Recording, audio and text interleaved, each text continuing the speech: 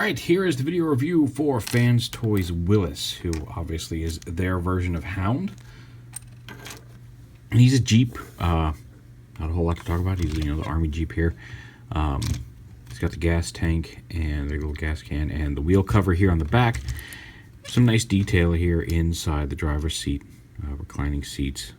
The steering wheel can go up and down a little bit, but not a whole lot of action just in vehicle mode. Now he can technically roll. You can see his front wheels are moving okay. The back wheels are not. And that's not necessarily, and it's not because they can't, and it's not a clearance issue, but the back wheels on mine are pinned on very tightly, so you kind of have to use some force to get them to spin. That might be something that can be fixed, maybe putting up a little, heating up the pin a little bit and loosening it up a little bit. So like I said, they are fully capable of rolling, but they're pinned on just a little too tight to roll freely, unlike the front wheels, which spin pretty freely. There are rubber tires here. Well, okay, we'll just unpin that, but there are rubber tires on these guys. You can see which can come off the rims. He's got his silver little cannon here in the back. And you have a couple options for this. You've got this one.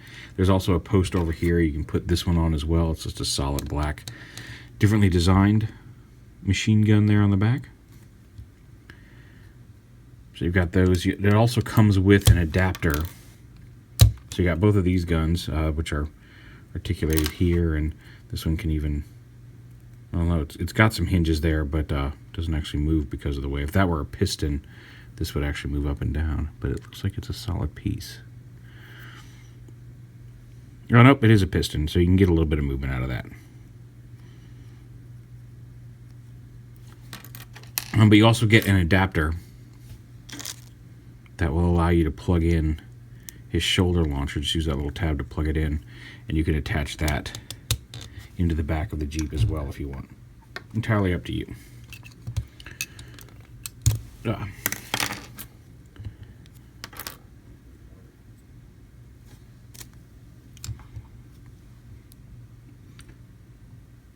And to transform him, I'll go ahead and pop the wheel cover and the gas can off. These just have little clips here that can fold up inside. But you see just a little friction clip there that just clips onto the back of the Jeep with both of these. Just kind of snap it on, and there you go. So yeah, go ahead and pop those off.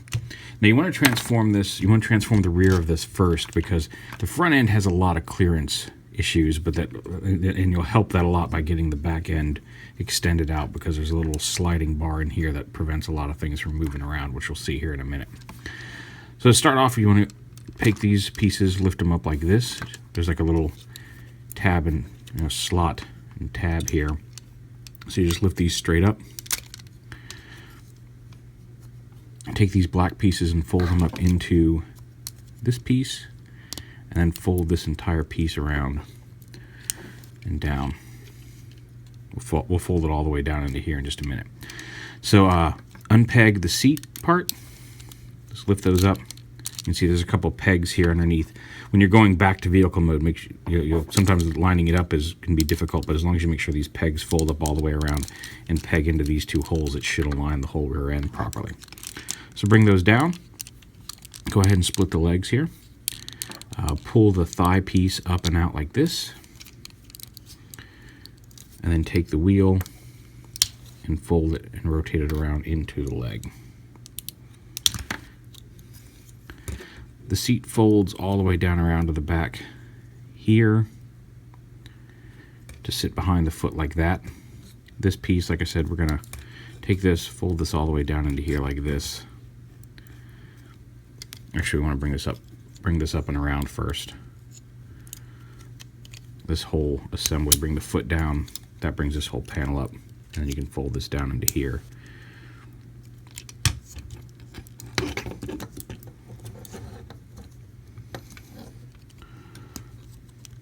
There we go. And that completes the foot.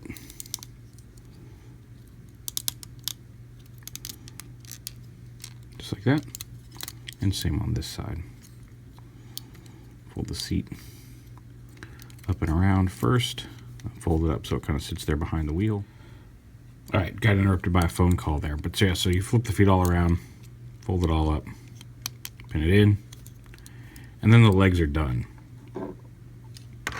So, and then up here, this is what I was talking about. This bar needs to come out of place. So you pull this whole assembly out, and this bar slides. You have to wiggle it a little bit, but it slides out like that. And once you get all this out of the way, you've got the clearance for the head and everything down here. The steering wheel will fold down like this. There's a little piece right here that sits in the console for vehicle mode, and it can stay on during transformation. It stays there during robot mode. It did come as a separate piece. It's a couple little pegs, so if it comes out, or if it does come separate, this is where this piece pegs in. It's just right in there. It comes out fairly easily, but it's got enough friction that it can generally stay on there during transformation, so you're not going to have to worry about it. Now up here, here's the tricky part, because there's all these sorts of things. The arms have to come out, the wheels have to go in, the head has to flip around, and in order to do that, you have to lift this whole piece up, which you can't do while you kind of have to wiggle the head a little bit, because there's a little tab in here that fits into that holds this head piece in place. So yeah, it gets a little tricky up here. The first thing you want to do is make sure that these are pushed all the way down. They should be for vehicle mode, these side covers here. Go ahead and fold those mirrors down. And this whole piece, you can see it plugs into the arms up here. So you want to bring that out just enough to get at least enough to get the arms free.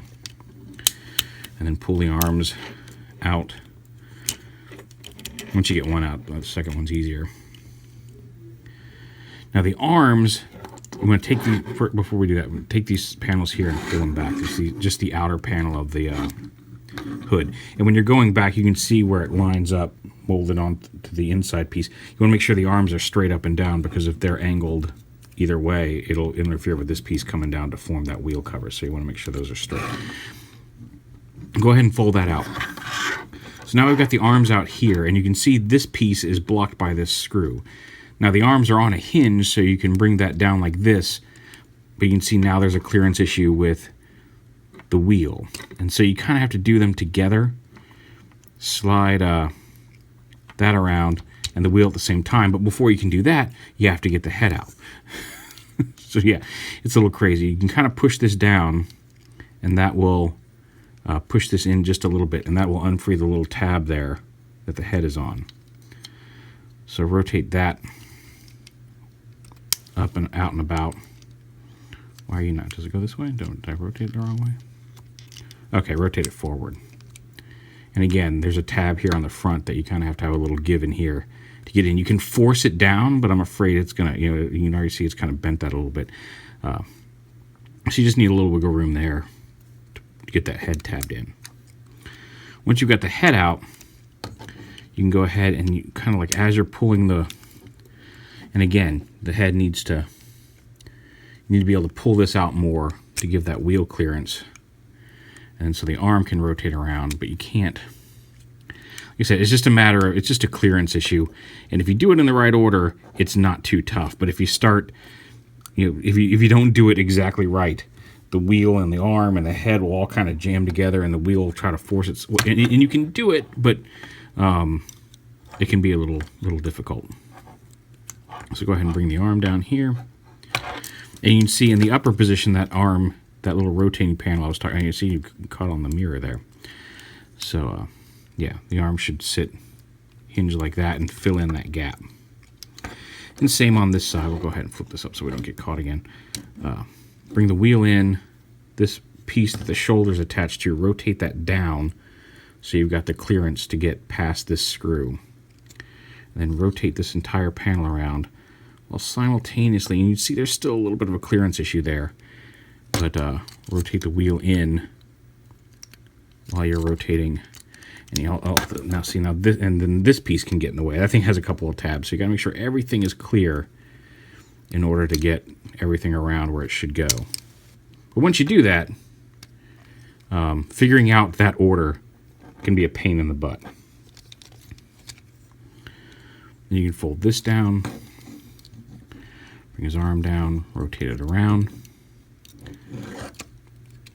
You can bring this up, push the wheels all the way in. Take the time to straighten the head here first. Get that, wiggle that through where it needs to be. Again, the wheels keep that once the wheels are in place, this doesn't move as much, so you can't quite get that leeway you need to get the head in. And then this comes down and around, and then the 2 tabs that went into the forearms tab here into the lower abs. Bring them up. Bring the arms down. This windshield folds down. Now these tabs right here, these little slots, that's where these pieces slotted in vehicle mode. At first I thought maybe there was a way to take this and slide this down and lock it in that tab, but it's only on a single hinge. If it had a dual hinge up here, you might be able to fold that down first and then slide it down in there. But ignore that. That's not supposed to lock in there. That's just where these pieces locked in for vehicle mode. And then there's a little tab in here that clips in between these 2 posts when you push it all together. And then lock it. And then you take these panels that they have to be pushed down, you slide those up. And again, when going back to vehicle mode, make sure you slide those down first, because as you can see, they move up and they will block this piece coming out. So you want to make sure those are pushed down before you try to pull this out, or you'll end up cracking something in here.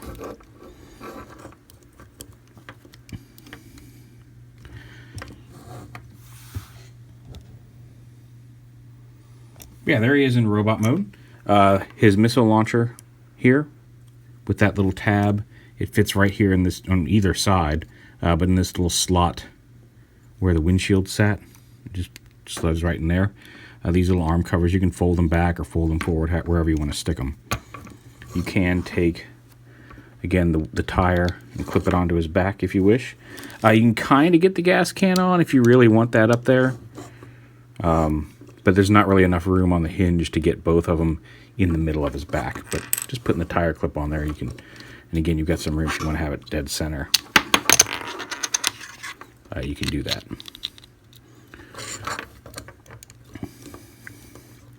Then on his hands, you want to pull them all the way out. They collapse in. When you're going back to vehicle mode, you want to push those in. But pull the hands out. And then they've got some articulation, the wrist swivel, and you can see the fingers already. He comes with a gun, which he can hold in his hand. And also this silver gun, you can fold this piece back, and you can see there's a tab there to slot into his wrist, or not into his fist, his palm. So you can have him hold this one as a gun as well.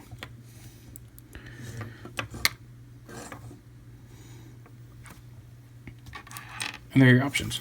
Now he's got a silver head. It can look up and down, side to side. It's not a ball joint. It's got a pin through the side of it, and then a swivel here at the neck. You've got the missile launcher, which can be lifted up and down. In and out shoulders, front to back, bicep swivel, elbow, the wrist swivel, and the fingers. He does have a waist swivel, which is a little tight. Well, we'll get that in a minute. Hips out and out, side to side. Knees, and he's got a dual hinge down here as well as up here. This one in the silver piece is mostly the main knee hinge, but you can move it around a little bit, change his legs a little bit. He does have ankle tilts. He does have a little bit of toe movement here as well. He also comes with an alternate white-faced head, and to pop that on, you just you can see where the tab fits in the back of his neck here. You just kind of push his head forward, and then take the new one and push it back on. Very easy to swap out the head for whichever one you prefer. He also comes with, and this is kind of a neat feature, he comes with his little underwater welding mask thing. And I'll show you on the loose head here, but it just kind of tabs in there, and it's just kind of held in place by friction to give him his little scuba mask. And it can go on the white head as well.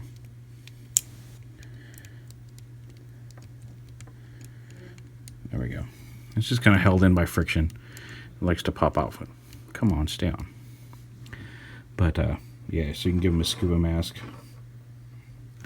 which is a neat idea. The only problem is because of these thick supports here that help clip it onto his face, you can kind of see those lines in the piece So it doesn't look like a flat, clear mask. You are going to see those support clip-on pieces from the front. But a neat little idea. Quick comparison. Here he is with Make Toys Gundog. And they're about the same height. His missile launcher here is a little bigger. But just to give you an idea of what they look like together. And just for a Masterpiece comparison, since I like having him around and playing with him, I brought in Masterpiece Hot Rod. So a little shorter than Masterpiece Hot Rod. He's roughly the same height as like Prowl. Maybe might even be a little taller than Masterpiece Prowl. But so he fits in with a Masterpiece collection. He does have more of an animation look to him. You can see like between him and Gundog, he's got more of an animation model look to him. Which I think it captures fairly well, whereas Gundog is more of a classics hound design. They're both good figures. Which one do you get? Like always, I think a lot of that comes down to personal preference. I think there are things to like about both of them. I like overall in general the robot mode of this one. I like the animation accuracy. I wish this missile launcher sat kind of like this one. I wish it sat just a smidge more over to the side from his head. I mean, like not much, but just a little bit more over here, I would think, than right up against his head like that. But again, a minor complaint. In regards to the toy part of it, I do think Gundog is a little easier, a little bit more toyetic, I guess. I know that's not really a word, but I think Gundog is a more playable figure. Like I said, Willis, until you get that front end transformation down for him, he can be a little frustrating. That's not to, it's not impossible. But there are some parts of his transformation where I think, like you want to be a little careful, and there's a little bit of stressing you out when you're trying to move. Like I said, the wheels and the arms and this front end, how this whole front end comes together, can be a little stressful during transformation. I do think it results in a really good looking, in a good looking torso. I think there's the gaps are all filled, everything holds together pretty solidly. So it's a successful transformation. It's just not an easy one. So yeah, but all in all, I generally I dig him. Hard pressed to choose between the two of them. I like Hound. I'm glad to see Hound getting some love as toys. Even the Combiner Wars got a Hound out, which actually I may pick up because I kind of dig that Combiner Wars design for him as well. But yeah, it really comes down to which one you prefer, because I think they both have their strengths. They both have a couple of weaknesses. So it really comes down to what you want on your shelf. I think they're both solid toys. I think if I could only keep one of them, I would probably hang on to Gundog just because, like I said, he's more fun to transform. But if I were just taking my figures, sticking them on a shelf and never touching them again, Willis might be the way to go, because I think he looks a little better mixed in with the Masterpiece. He looks more on model to the animation Hound than Gundog does. So it really comes down to what you want in your collection. But there it is. There is Fanstoys Willis. Thanks for watching. I appreciate it. And we'll see you soon with something new.